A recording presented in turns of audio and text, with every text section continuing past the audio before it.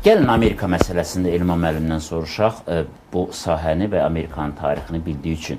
Birinci elə tarixdən başlayaq ki, indi söylənildi ki, Trump bunu belə istəyir və ona görə də Trump bir qarantiya rolunu oynayır. Amma Amerikada heç bir prezident əbədi deyil və yaxud da Trumpın özünün də fikirləri əbədi deyil. Sabah bu qarant başqa istiqamətə də gedə bilərmi? Bu məsələ var. Ən yaxın tarixdə mən demək istəyirəm ki, Clinton da bir təşəbbüskarlıq göstərdi, sülhə gəldilər, Nobellər də alındı, amma orada münaqişə bitmədi və tarixi uzandı.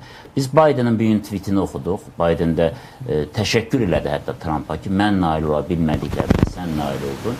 Yəni, hər halda Biden də Amerika prezidenti idi. Yəni, ən azı əsirlərin qaytarılmasına nail ola bilərdi. Ona belə nail ola bilmədi.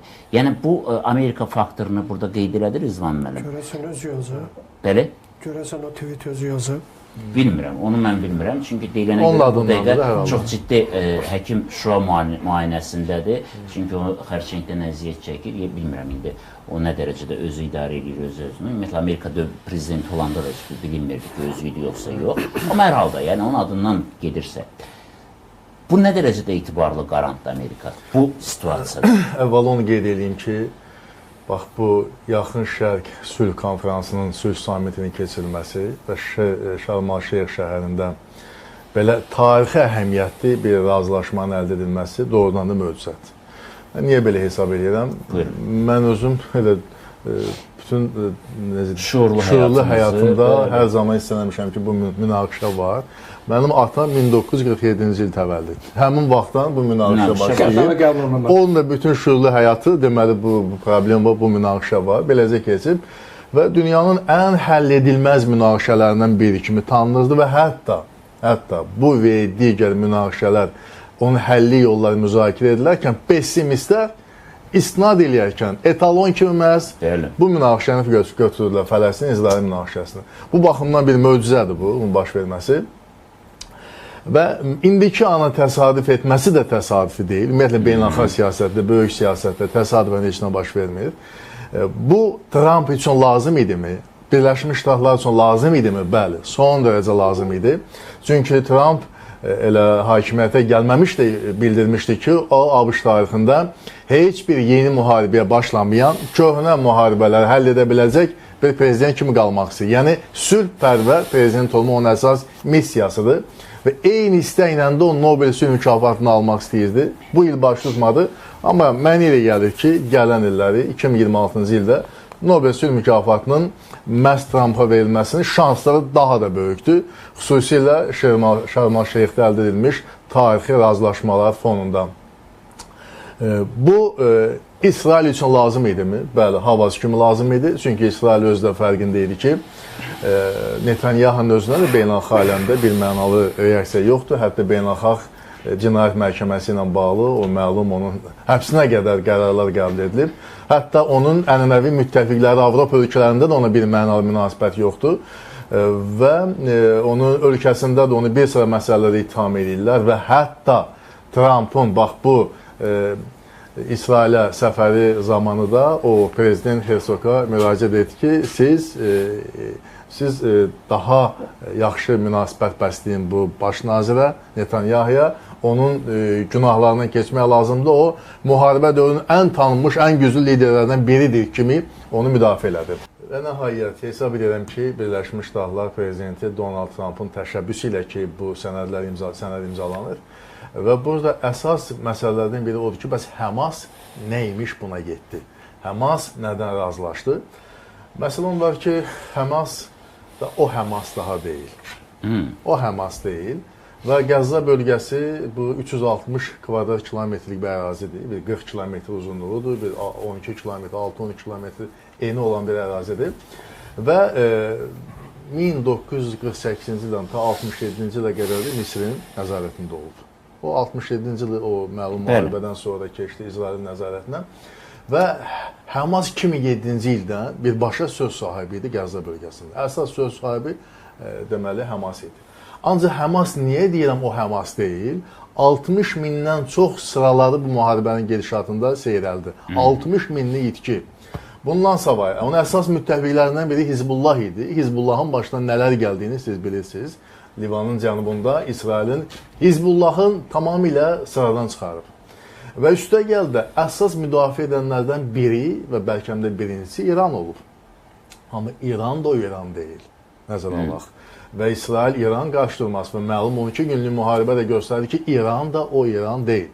Və belə olan vəziyyətdə Hizbullah gördü ki, əsas liderləri oyundan çıxarılıb, əsas liderləri öldürülüb. Hizbullahdan köməyi Hizbullah öz hayında və İran da necə deyərlər öz hayında və belə olan vəziyyətdə məlum Trump'ın 20 deməli prinsipi məsələsində onun deməli bu prosesdə müsbət mövqeyi ortaya çıxdı, amma burada bir incə məqam da var. İncə məqam odur ki, indi hörmətli həmkarım Rəzvan müəllim o məsələyə toxundu ki, heç bir halda deməli Həmas bu prosesdə, daha doğrusu gələcəkdə Fələstinin idarəçiliyi məsələsində iştirak etməyəcək dedi və həqiqətən də vəziyyət belədir. Ancaq gəlin ona da fikir verən ki, Həmas ümumiyyətlə tamamilə məhv edilib yoxsa yox? Məhv edilməyib. Və belə olan vəziyyətdə Trump planının əsas postulatlarından biri də odur ki, deməli onlar tərk silah olmalıdır, silahı yerə qoyulmalıdır və onlar amnistiya alacaqlar. Sizin işimiz yoxdur və buna doğrudanmı inanacaqlar sona qədər? Və ikincisi, Həmasın gələcək deməli Fələstin idarəçiliyində getməsi üçün onlar əvvəlcədən bir mexanizm də düşünüblər ki, gələcəkdə buna iddialı olsunlar. Hansı mexanizm? Deyirlər, siz Həmas deyəndə niyə fikirləşirsiniz ki, o hərbi qanaddan ibarətdir? Axı onun bir siyasi qanadı da var. Partiyalaşa bilər. Bəli, partiyalaşa bilər, siyasi qanadı var. Biz tərk silah olduq, düzdür. Amma bizim siyasi qanadımızın heç bir zaman əlində silah olmayıb. Deməli onlar deməli bərpa prosesində və idarəçilik prosesində iştirak edə bilərlər. Mənə elə gəlir ki, növbəti danışıqlar prosesində Həmasın belə bir iddialarla çıxış etməsi ehtimalları da kifayət qədər böyükdür. Bircə dəqiqə İlman müəllim, burada çox ciddi bir nüans var. FAT buna nə deyəcək? Yəni Fələstin Azadlıq Təşkilatı bunu istəmir. Həmasla çox ciddi problemi var. Ümumiyyətlə bu proseslərdə biz fikir verdik. O Misirdə iştirak elədi Mahmud Abbas.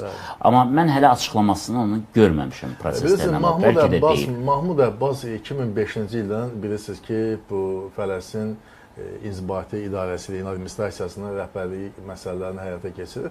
Amma o real güc sahibi deyil. Yordan çayının qərb sahilində öz administrasiyasını qurmuşdu.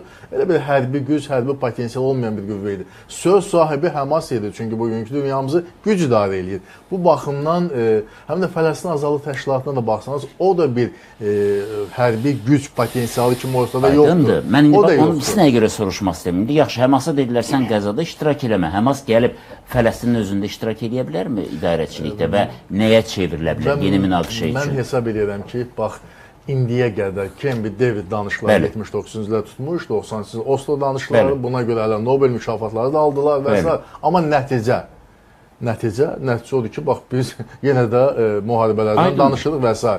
Nəticə olmayıb. Ona görə də indiki əldə edilmiş sülh müqaviləsi, sülh razılaşmasını qoruyub saxlamaq lazımdır. Qoruyub saxlamaq üçün yaxşı burada deməli qüvvələr var, qarant dövlətlər var. ABŞ-dır, birinci dünyada hərbi gücdür. İkinci hərbi güc Türkiyə, NATO çərçivəsində var. Yanında Misir. Misir yeri gəlmişdən dünyada yeganə ölkədir ki, Birləşmiş Ştatlardan ən çox hərbi yardım alan dövlətdir. Hətta İsraildən də çox. Və nəhayət Qətər dövləti bu prosesdə fəal iştirak edir. Böyük maliyyə imkanları var. Mənə elə gəlir ki, Qətər bu prosesdə həm də ona görədir ki, növbəti mərhələ ki, Qəzzanın bərpası məsələləridir, iqtisadi bərpasıdır, uçulmuş, dağılmış Qəzzanın bərpasıdır. O halda ölkələrin maliyyə vəsaitindən və xüsusilə də Qətərin imkanlarını istifadə edilsin. Yəni, mənim mövqeyim odur ki, qarant dövlətlər çox güclüdür. Həmas daha o gücün sahibi deyil, kifayət qədər zəifləyib.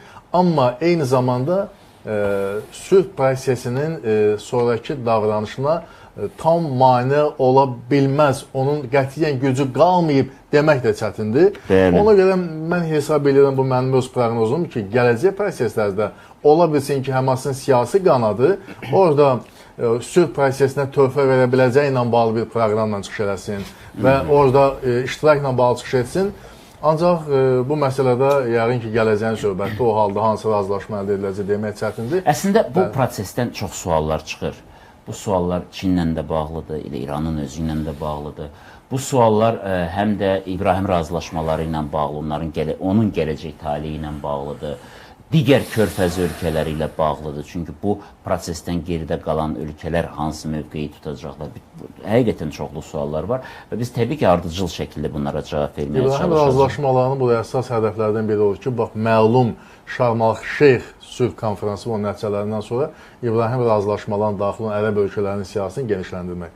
Əsas hədəflərdən biridir və təsadüfi deyildi ki, Trump, Azərbaycan prezidenti Cənab İlham Əliyev görüşündə qeyd edər ki, 2000-ci ilin, 2001-ci ilin bu İbrahim razılaşmalarına siz də qoşulun, siz də iştirak edin. Bu nəticə itibarilə İsrailin gücləndirilməsi mənafeyinə xidmət göstərir. Və bilirsiniz ki, Şarm-el-Şeyxdən öncə gəldi İsrailə və orada parlamentin spikeri, Knessetin rəhbəri belə çox maraqlı bir fikir söylədi. Dedi, cənab Trump, siz bugün elə addımlar atırsınız ki, siz minilliklər boyu Yahudi xalqının tarixində yaşayacaqsınız və bu ada, siz bu hörmətə, izzətə layiq olacaqsınız. Və Trump'ın 70 dəqiqəlik Knessetdə çıxışı oldu. 1 saat 10 dəqiqə. Halbuki daha qısa müddətdir. Çünki o Şarm-el-Şeyxə getməli idi. Axırda məcbur olub deyir ki, siz məni bağışlayın. Çünki məni Şarm-el-Şeyxdə gözləyirlər. Əks halda o qədər məni yubada bilərsiniz ki, dövlət başları çıxıb ölkələrinə qayıda bilər. Bir zarafatla bunu da söylədim. Yəni bir mənalı İsrailə dəstək var və bu dəstək fonunda yaxın şərqə sülh gətirməyində Trump çox istəyir. Demək olarmı ki, İsrail qalib çıxdı prosesdən?